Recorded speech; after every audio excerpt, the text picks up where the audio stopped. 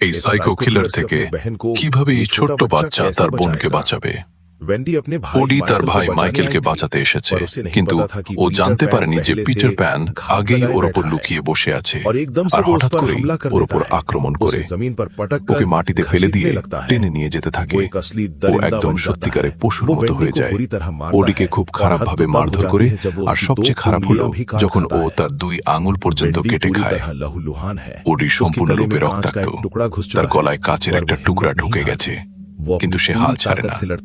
সে তার সব শক্তি দিয়ে লড়ে, কিন্তু পিটার ওর উপর আধিপত্য বিস্তার করে।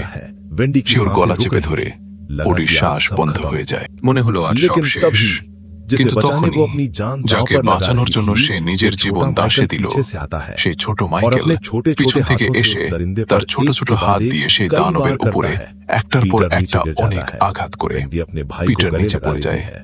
ওডি তার ভাইকে জড়িয়ে ধরে আর পিটার প্যানকে বলে, তুমি একাই যাও নেভারল্যান্ড। কিন্তু গল্প এখানে শেষ হয়নি। তখনই প্রথম বন্দী, যাকে পিটার বছরগুলো ধরে বন্দী রেখেছিল, পিছন থেকে আসে আর হুক লাগিয়ে সেই দানবকে টেনে নিয়ে যায় তার মায়ের বদলা নিতে। এটাই হলো একজন বোনের সাহস, যাকে এক ছোট ভাই বাঁচিয়েছে।